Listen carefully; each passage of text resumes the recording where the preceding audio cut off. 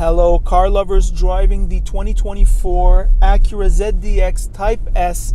This vehicle goes for close to $95,000. What to say about this vehicle? Well, first, an overview. The Acura ZDX is a mid-size all-electric SUV that is a shared vehicle with GM. There are two versions, the A-Spec and the Type S. We get the Type S.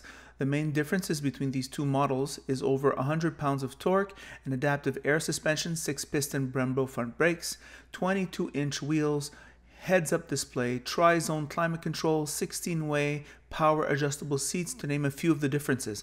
Bottom line, get the Type S. The Type S, though, does cost $95,000. There's currently an $8,000 rebate, though Acura Canada does charge on the website $3,712 for delivery and dealer fees, which is obscene. There's no way this vehicle is worth over $90,000. Under $90,000, it's fine, plain and simple. The battery is covered for 8 years, 160,000 kilometers. The rest, 4 years, 80,000 kilometers. The battery has a capacity of 102 kilowatt hours with a range of 447 kilometers. It will charge 115 kilometers in 10 minutes on level 3. It was super unclear to me on the website what is the fastest charge possible. My research says 190 kilowatt hours, which means a bit over 30 minutes for a full charge. Acura recommends 80% charge for the daily grind. Obviously, charge at home is a must with a level 2 48 amp charger. An app is available to manage the charge routine. Acura ZDX Type S has quick feet with a 0 to 60 in 5 seconds, 499 horsepower, 544 pounds of torque. So we're back. What to say about this vehicle? Well, okay. So it is the kind of like twin of the Cadillac Lyriq. Yes. The Cadillac Lyriq. This mid-size luxury or semi-premium SUV, all electric. What to say about this vehicle? Well, it's okay. It really is okay. All the familiar Acura qualities are here. You've got a relatively nice exterior design, I think, a beautiful paint job, and it's really big on the outside, and it's really big on the inside, happily. We have here very comfortable seats, lots of room in front, lots of room in back, lots of room in the trunk, like it should be when you buy this kind of vehicle. You have this crazy heads-up display. It's almost as somebody drew it in the windshield. It's kind of unbelievable, really Avatar-like, and that's what I have to say about that. Wonderful panoramic roof, lets a lot of natural light in. You're going to need that natural light because this is one of the gloomiest interiors I've ever seen for $95,000. You have soft touches here, relatively decent quality here, average quality for the windows, excessively cheap stocks here for the windshield wipers, and also this could have come off my $54,000 Tesla for the transmission feel. It doesn't feel special. The steering wheel is nice and grabby here, though you don't get the bumps here at 10 and 2, and you have like this thing here for the to let you know when the Super Cruise is on. The buttons here inside the steering wheel are relatively cheap, and that's about it for the cheapness. Here you have decent commands for the for the climate control, I should rather say. The infotainment is high quality enough, except there isn't a lot of color in the infotainment, I would just say, but it is easy enough to use. Here, average display for the dash. You get a wonderful Bang & Olufsen sound system, thank God, and you get this really nice leather, this great seats. Oh, these seats are so comfortable. I mean, it's wonderful. Back seat, you're seated really well back there. Visibility, well, rear 3/4 sucks. Everything else is okay, I would say.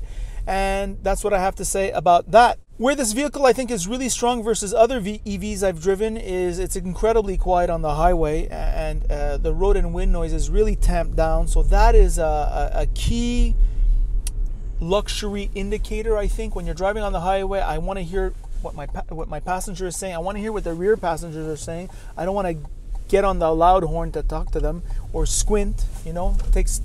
Distracts me from my attention on the road. Of course, you have Apple CarPlay and Android Auto, which is wonderful. I'm always thinking, wow, when is Tesla going to get on board for that? It makes it so much easier to navigate when you're doing things like just changing music, scrolling. You know, there's a song, when you're listening to a song, there's always a part of the song that you like better than the rest. Sometimes you want to fast forward it like 30 seconds. You can do that with the Apple CarPlay and Android Auto. You can also use the native Google Maps, which is so much better. I did the thought experiment with Ross, and you know, despite this gloomy interior, it does feel quality enough. We drove the Kia EV9 maybe a couple of weeks ago, and I was saying $78,000 for that Kia or $94,000 for this one. He said right away, he blurted out, I'll take the EV9 right away. I think the points he made supporting that were quite good. I would say the key differences between the Kia product and this product is, first of all, it's just that inherent quality of the sound insulation, which is so important. I would have to say the seats have a slight edge here, and just that Honda easiness is slightly better in this vehicle. But that's about it. When I look rear three quarters, that's really a tough blind spot that's not well done for this vehicle.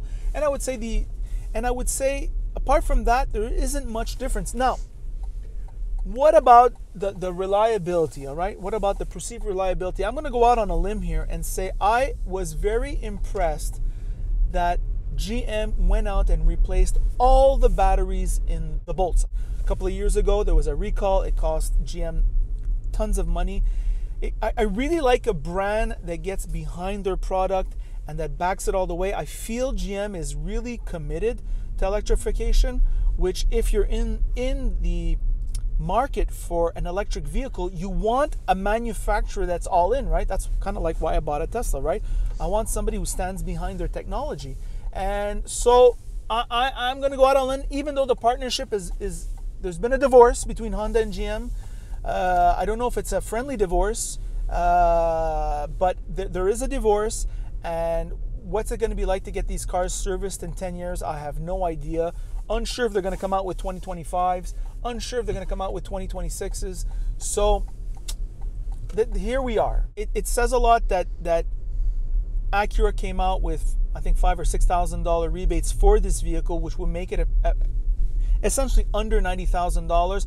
And I'm thinking really, I'm really thinking more $85,000, $86,000, $87,000 for this vehicle. At $87,000, $86,090, or I should rather say $88,000, you're $10,000 off the Kia EV9 that we tried, and that makes more sense to me. All right, anybody who pays $95,000, you're just overpaying. And when you're dealing in these luxury brands, it's not the dealer who decides what the selling price is. It's the buyers, right? And if there are no buyers, I'm sorry, you're gonna have to bring down your price. And that's just the way it is. So here we are.